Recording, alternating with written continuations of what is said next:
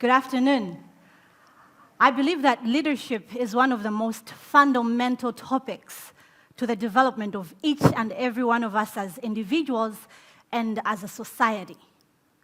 In a world that is constantly changing and filled with so much complexity, so much that sometimes challenges keep flowing, I think it is very important for each and every one of us to take charge and dare to lead. My name is Deliwe. I'm from Malawi. I like to believe that I'm a development enthusiast, an author, and a speaker.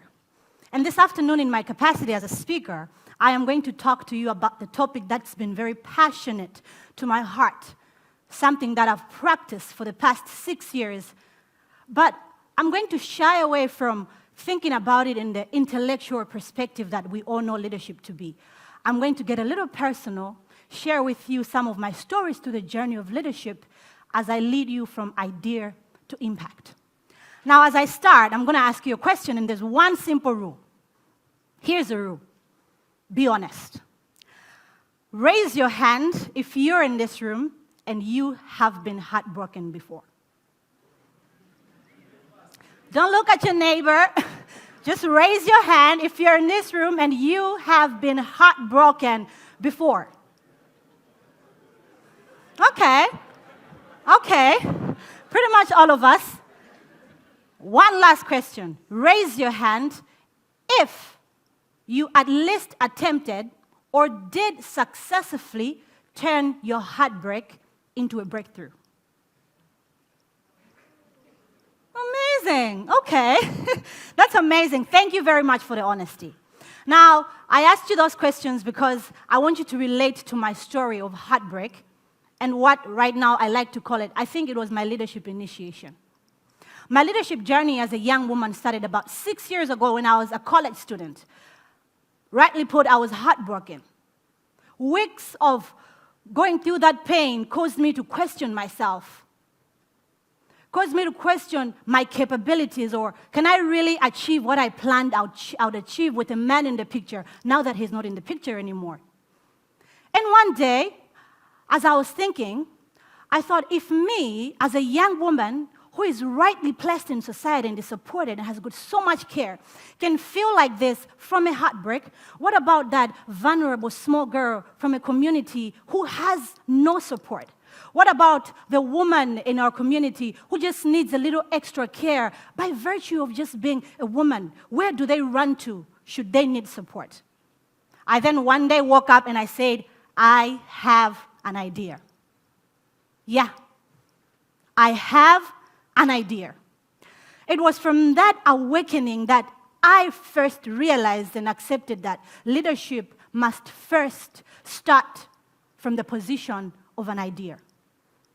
Whether it should be birthed from a position of pain like mine, I pray it isn't, or an intellectual awakening, or just a desire inside you to fill a gap and really see that you need to bring some change. A leader must always start from a position of an idea.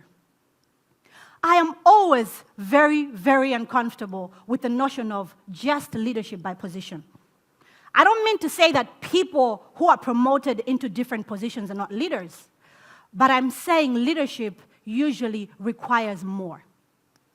Can I give you some very interesting statistics? According to Apollo Technical, it is reported that over 75% of the world's leading organizations have a leadership deficiency. I mean, these are organizations that are filled with CEOs, managers, and people in supervisory positions, yet they're reporting a leadership deficiency. How do you explain that? To me, that simply tells me that while each and every one of us in here can be appointed to a position, leadership goes beyond just leading the system. You lead people. You lead change. Leadership is birthed. Leadership is practiced. Leadership is grown. So what after you have an idea?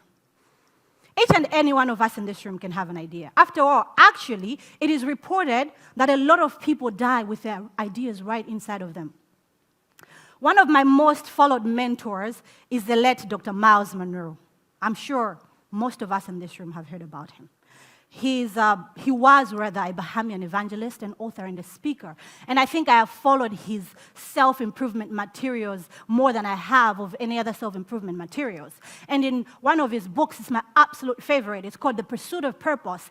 He said something, and I quote, "The graveyard is perhaps the richest place on the surface of the earth, because it is there where you will find songs that were never sung, books that were never written, ideas that were never harnessed, and poetry pieces that were never recited." Essentially, what he's saying is that each and every one of us, by nature of being human beings and individuals dwelling in society, have the capacity to see a change and have a thought, an idea about it. But what separates you as a leader is your ability to turn that idea into a vision. In my case, after seeing the plight of young girls and what they're going through and rethinking what support they might need, I turned my idea from a story of heartbreak into what I called an organization, Women Inspire. 6 years ago, I decided that instead of just letting girls and women roam around, feel like they're alone and they don't have potential, I'm going to create a space where all of them are believed in, are helped, and are put in spaces where they can grow and really just become the best versions of themselves. What started as an organization from a little heartbroken girl at the time, today has grown to be an organization that is leading change, not just in my country, but across Africa. This picture you're seeing is just a few of the pictures I selected to show you just what impact Women Inspire is making, from an idea to a vision. My favorite, all of them are pretty much my favorite, but the picture at the corner, this one, we went to a village. So all the women who are in blue, those are the volunteers and interns for the organization, and the others are the beneficiaries. We went to this village in Zomba, it's called Tom Island, and we met girls who live 7 kilometers away from the town, but they have never been to the town. So they're restricted in a village where they can't even think of life beyond where they are. So to come out of that and come out with stories where young people, young girls are inspired and caused to believe in their future, to me, that looks like a vision. So yes, you've got a vision. Can you really believe that each and every one of us by ourselves can achieve so much? I absolutely don't think so. I think one of the most defining marks of a leader is influence. How do you get other people to believe in what you're believing in, to see what you are seeing, and to join you in bringing the change that you desire to see? Because leaders don't lead systems. Leaders lead people. Leaders lead change. A leader must be able to do what I am going to explain in this picture, confidently so. This is a picture of Women Inspire in Kenya. I have personally never set foot in Kenya, at least not for the purposes of this organization. I have never met any of those amazing young ladies you're seeing on the picture. But yet, as we speak, the organization is fully established and operational in Kenya. How else do you explain that if it isn't the power of an idea turned into a vision that's influenced people to believe and act to see change? About a few years ago, I had a conversation with a friend, and she asked me, "Deliwe, how do you make money?" And now, it's not like she was asking me that question because I have good money, no. She was literally just wondering, since we graduated college, I've never seen you get a job. You have never been employed, yet you're still financially grounded. How do you take care of yourself? I mean, while I was able to really explain to her in detail how I'm able to financially stay grounded, essentially what I was saying is, I really just get paid to lead.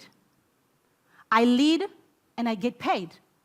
So what I am saying is leadership, whether you like it or not, if done right and bringing change, essentially will have its rewards. We might not all be rewarded in the same way, but I am sure and I can tell you that in the long run, whether you be rewarded as the best employee of the month or the best researcher at your institution or even just a student award for excellent service, leadership will give you rewards. Your efforts will be rewarded. All of our efforts will be rewarded. I want to share some very personal examples of how my personal leadership journey has awarded me over the years. This picture you're seeing now is a picture of me in Nigeria receiving the Future Africa Leaders Award for the work that I do in contributing to the social and economic development of young people, girls, and women in Africa. This picture is a picture of me in the United States after being prized as a winner for coming up as the top in contributing to change in Africa and changing the lives and narratives of young girls and women. This picture is a picture of me showing how in a matter of days I'm supposed to be in London to receive an award called the Commonwealth Youth Awards for coming up as a top finalist in the Africa region. And guess who is giving me this award? It's the Duke of Edinburgh. I mean, that's a dream, right? This picture is a picture of me, a cover rather, of my book that I released as a way of also just sharing my own experiences and my own inspiration and daring people to be different and to take charge and to lead. And in 1 year, my team and I had a prediction and estimation of how much sales we're going to make from this book, but we did 10 times much more in just 1 year. And to me, all of these are examples of how in the long run, if you dare to take charge, if you dare to lead, leadership is going to reward you. It's not here, but I could pretty much confidently say my greatest leadership reward so far has been here, coming to KDI, being on this stage. I remember quite vividly when I was applying for KDI school, I felt intimidated. I saw the kinds of people who had been here. Most of them had worked with their governments, had top people in their countries. And I just felt really shy as this little girl who has pretty much just done what she can do in her community. I didn't feel good enough. But one of my friends called me and said, just tell your story. I did apply to the school. I told my story, and here I am. I absolutely believe that being at KDI and even this day on this stage is perhaps one of my greatest leadership rewards ever. So as I wrap up, hoping that from this talk you've at least gotten something and been inspired to believe in leadership, I want to share with you one last very personal story. About 2 years ago, somewhere in November 2020, I went to visit my mom. Now, as we took a walk in the neighborhood, I could tell that something about her countenance was off. You know that, you just know, your mother is your mother. She was bothered by something, and I could tell she doesn't want to talk about it. But I believe that I trust my probing skills. So after a few more questions of probing and just really showing that I care to know, she told me that she is bothered because she owes a loan to a microfinance that operates in the community. And they're actually threatening to report her and the other people to the police. I felt a really deep ache of pain within me, not just because my mom owes a loan to a microfinance and it's disturbing her, but because I know that she's not the only person, not the only woman, and probably a lot of other young people are in the same situation. I went back home, and having helped her to settle the loan, I kept thinking about it. What can be done? About 3 months down the line, one day I picked up the call. I called my mom, and I said, Mom, I have an idea. Knowing my mom, she was not surprised. She probably just thought, there she goes again. I told her that I think I have got a way that I can help you and the other women who really just need loans to support your businesses. And in the process, I am not going to burden you with loans. I'm not going to burden you with huge interest. But apart from that, I'm also going to train you so that your businesses can grow and you don't have to have challenges paying back the money. She listened to me narrate my vision for about 5 minutes or so. And it wasn't long after that I launched Swift Capital. Since then, Swift Capital, since about a year, close to 2 years ago, Swift Capital has serviced over 5,000 loans to deserving women, girls, and young people who really just need capital to service their businesses. We have seen tremendous growth. We have seen changes in their story. And this picture is probably one of my favorite. I'm standing with these people. This was the first time anyone ever believed in their dream and business enough to say, come, I'll give you a loan and I'll help your business grow and I want you to do well. To me, all of this really just sounds like the power of an idea that was turned into a vision that influenced other people to believe and act in the same way to see change. All of us in this room can dare to lead. Right where we are, we can dare to lead. Thank you.